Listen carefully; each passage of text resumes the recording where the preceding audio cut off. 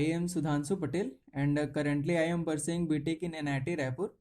तो आज की इस वीडियो में हम क्लास 10th का जो मैथ्स पेपर है उसे सॉल्व करने वाले हैं। वैसे तो ये पेपर सीजी बोर्ड का है, लेकिन ऑलमोस्ट सभी बोर्ड की सिलेबस सेम होती है, तो ये दूसरे बोर्ड के में भी काम आ जाएगा। ठीक है, तो ये पेपर है जो 2023 में हुआ था और सेट ए है। तो पहला क्वेश्चन देखते हैं। पहला क्वेश्चन में हमें सही विकल्प चुनकर लिखना है। तो पहला क्वेश्चन दिया है कि sine 45 degree divided by cos 45 degree का मान ज्ञात करना है। ठीक है, तो हमें वैल्यू फाइंड करनी है। Sine 45 degree divided by cos 45 degree की वैल्यू क्या होती है। ठीक है, तो इसको देखते हैं। इसके दो मेथड होते हैं सॉल्व करने के। पहला मेथड है कि जो साइन 45 डिग्री है और कॉस 45 डिग्री है, इन दोनों की वैल्यू हमें पता होती है। ठीक है, जो टेबल होता है साइन कॉस थीटा, जो टेबल होती है उससे हम वैल्यू फाइंड कर सकते हैं और डायरेक्ट डिवाइड कर सकते हैं। तो देखते हैं कि साइन 45 डिग्री की वैल्यू क्या होती है। साइन 45 डिग्री की वैल्यू अगर टेबल में देखें तो ये होता है 1/√2। ठीक है, और कॉस 45 डिग्री की वैल्यू देखें तो वो भी होती है 1/√2। ठीक है, तो अगर हम डिवाइड करें sine 45 degree divided by cos 45 degree, तो ये क्या हो जाएगा 1/√2 डिवाइडेड बाई 1/√2। तो ये हो जाएगा, दोनों कैंसिल आउट हो जाएंगे क्योंकि दोनों टर्म सेम है ऊपर नीचे, तो ये आ जाएगा 1। ठीक है, और इसका हम अगर सेकेंड मेथड देखें तो वो होता है कि साइन 90 माइनस थीटा क्या होता है। अगर देखें साइन 90 माइनस थीटा, तो ये होता है कॉस थीटा। ठीक है, और वैसे ही अगर देखें कॉस 90 माइनस थीटा क्या होता है, ये होता है साइन थीटा। अगर आपको ये सब नहीं पता कि 90 minus theta, 180 minus theta, 270 plus theta, ये सब क्या होते हैं, तो इसके लिए मैंने एक वीडियो बनाया, वो जाके देख सकते हैं, लिंक मैं डिस्क्रिप्शन में दे दूंगा। ठीक है, तो अभी देखते हैं कि sine 45 degree divided by cos 45 degree क्या होगा। तो ये हो जाएगा साइन 45 डिग्री को तो सेम रहने देते हैं हम। ठीक है, अब चेंज करते हैं कॉस 45 डिग्री। ठीक है, यहां पर अगर देखें कॉस 45 डिग्री को और कैसे लिख सकते हैं, कॉस 90। ठीक है, अगर 90 में हम 45 माइनस करेंगे तो आंसर क्या होगा, कॉस 45 ही डिग्री होगा। ठीक है, ठीक है, तो ये समझ आ गया। ये लाइन इसको हम लिख सकते हैं ऐसे। ठीक है, अब लिखते हैं ये क्या हो जाएगा, साइन 45 डिग्री डिवाइडेड बाई, अभी देखे थे हम कि कॉस 90 माइनस थीटा क्या होता है, साइन थीटा। तो कॉस 90 माइनस 45 डिग्री क्या हो जाएगा, साइन 45 डिग्री। ठीक है, ऊपर नीचे दोनों टर्म सेम है तो ये कैंसिल आउट हो जाएंगे, तो आंसर आ जाएगा 1। ठीक है, तो अगर पहला का आंसर देखें हम, तो पहला क्या था कि हमें sine 45 degree divided by cos 45 degree की वैल्यू फाइंड करनी थी, तो आ जाएगा, इसका आंसर आ जाएगा ए। ठीक है, जो है आंसर ए 1। अब देखते हैं, अब सेकंड सही विकल्प क्या था। सेकंड था कि एक समीकरण निकाय का अद्वितीय हल होगा यदि। ठीक है, समीकरण निकाय का अद्वितीय हल होगा, तो ये क्वेश्चन जो है ना, इस टाइप के क्वेश्चन बोर्ड में बहुत बार पूछे जा चुके हैं और ये डायरेक्ट बुक से क्वेश्चन दिया गया है। इसका एक टेबल बना हुआ है बुक में, वो टेबल दिखाता हूँ। वो टेबल है कुछ ऐसे। ठीक है, टेबल दिया गया है कि एक समीकरण निकाय का अद्वितीय हल होगा, ये हमें फाइंड करनी है आंसर। ठीक है, और बुक में टेबल दिया गया है कि इस प्रकार से 3 शर्त हैं। ठीक है, कि समान चरों का अनुपात में संबंध, ये 3 टाइप के रिलेशन दिए हुए हैं बुक में, और तीनों के लिए क्या क्या होगा उसका समीकरण निकाय के हल क्या क्या होगा वो लिखा गया है। ठीक है, तो इसमें पहले लिखा गया है कि जब अद्वितीय हल प्राप्त होगा। ठीक है, तो अद्वितीय हल कब प्राप्त होगा समीकरण निकाय का, A1 divided by A2 is equal to B1 divided by B2 होगा। तो ठीक है, और यही हमको क्वेश्चन में पूछा गया था। ठीक है, और भी देख लेते हैं कि क्या क्या होता है। तो दूसरा होता है कि कोई भी हल प्राप्त नहीं होता है। ठीक है, तो इसके लिए रिलेशन होता है कि A1/A2 equal to B1/B2 is not equal to C1/C2। ठीक है, तो ये तीनों रिलेशन जो है बहुत इंपॉर्टेंट है, इसको कई बार एग्जाम में पूछा गया है। और साथ ही साथ ये जो ज्यामितीय अर्थ है इसको भी याद करना बहुत जरूरी है।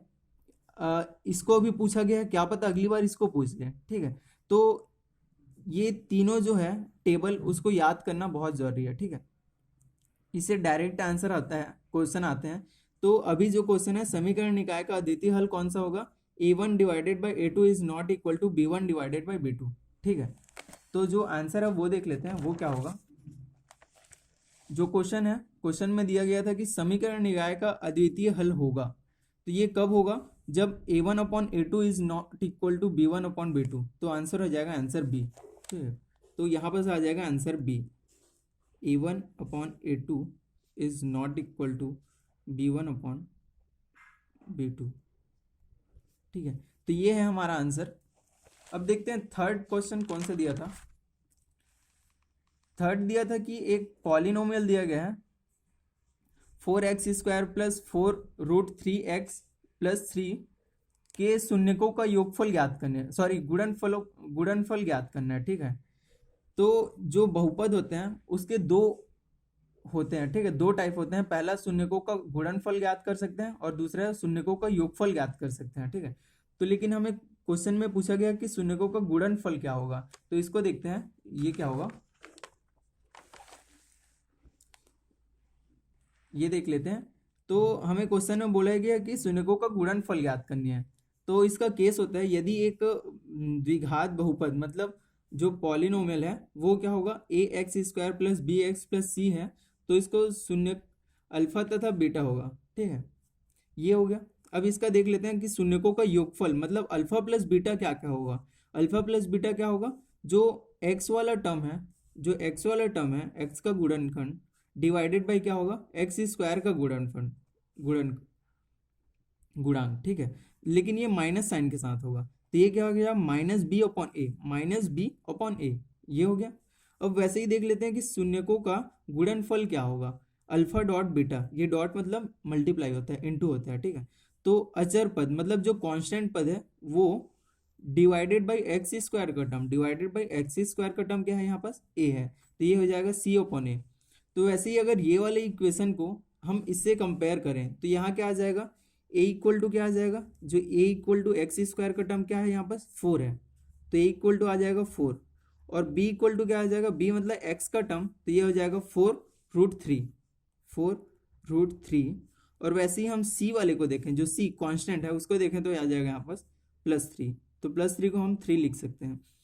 तो क्वेश्चन में पूछा गया है कि शून्यकों का गुणनफल क्या होगा, तो यहाँ पर शून्यकों का गुणनफल क्या हो जाएगा, alpha dot beta equal to क्या हो जाएगा, c upon A, c upon A. तो c क्या है यहाँ पास 3 है, अपॉन a क्या है यहाँ पास 4 है, तो आंसर आ जाएगा 3/4, ठीक है। ये ऑप्शन में दिया होगा, तो यहाँ जो आंसर हो जाएगा वो हो जाएगा 3/4, ये ऑप्शन नंबर सी, ठीक है। तो ऑप्शन नंबर सी जो है राइट आंसर होगा 3/4, ठीक है। तो अब अगला क्वेश्चन देखते हैं, जो फोर्थ क्वेश्चन है उसमें हमें निकालना है 10 90 माइनस 60 की वैल्यू निकालनी है हमें, ठीक है। तो इसको हम डायरेक्ट भी कर सकते हैं, 10 90 माइनस 60 क्या हो जाएगा, 10 30 डिग्री, और 10 30 डिग्री की वैल्यू हमें पता है, ठीक है। लेकिन हम इसको सेकंड मेथड से भी फाइंड कर सकते हैं, जो है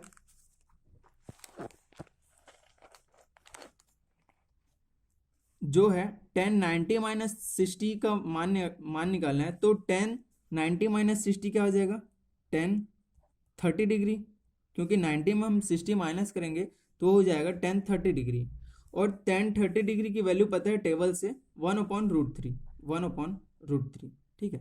तो ये हो जाएगा राइट आंसर। लेकिन हम इसका एक और मेथड देखें हैं, वो क्या होता है कि 10 90 माइनस थीटा की वैल्यू क्या होती है, 10 90 माइनस थीटा की वैल्यू होती है कॉट थीटा, ठीक है। बट जो क्वेश्चन है उसमें क्या है, थीटा की वैल्यू कितनी है 60 डिग्री, तो 10 90 माइनस 60 क्या हो जाएगा, ये हो जाएगा कॉट 60 डिग्री, ठीक है। और कॉट का टेबल हमें पता है जो 10 है उसका जस्ट ऑपोजिट होता है, ठीक है। तो ये क्या हो जाएगा, कॉट 60 डिग्री क्या हो जाएगा, ऑपोजिट मतलब 1/√3, ठीक है। तो ये जो है 1/√3 ये राइट आंसर होगा।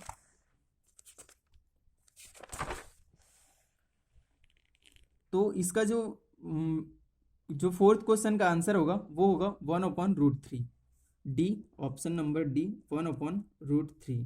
ठीक है, अब हमें निकालना है जो फिफ्थ क्वेश्चन है, जो सही विकल्प का लास्ट क्वेश्चन है, वो है 18 और 6 का तृतीय अनुपात।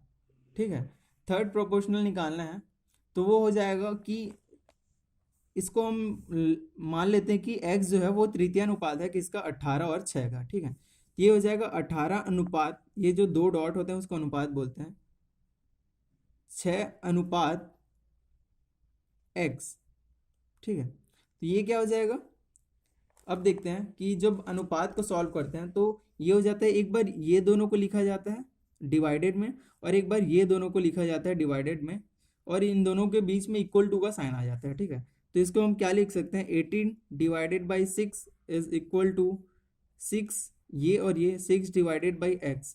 ठीक है, अब इसको सॉल्व करना है हमें, तो ये आ जाएगा 6 1 जा 6 3 जा, तो 3 equal to 6 divided by x, ये आ गया।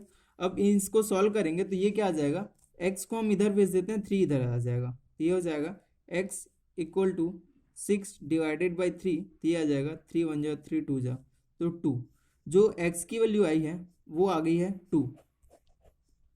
ठीक है, और हम ऊपर में क्या माने थे, जो x और 6 है उसका तृतीय अनुपात क्या है, x है, सॉरी 18 और 6 है उसका तृतीय अनुपात क्या है, x है। ठीक है, और x की वैल्यू हम निकाले हैं 2, तो इसका राइट आंसर हो जाएगा, जो 18 और 6 का तृतीय अनुपात होगा वो होगा 2, मतलब ऑप्शन नंबर ए होगा 2। तो ये था जो पहला क्वेश्चन का पार्ट 1 था। ठीक है, आई होप वीडियो अच्छा लगा होगा, अगर वीडियो अच्छा लगा होगा तो लाइक शेयर एंड सब्सक्राइब जरूर करें। Thank you everyone.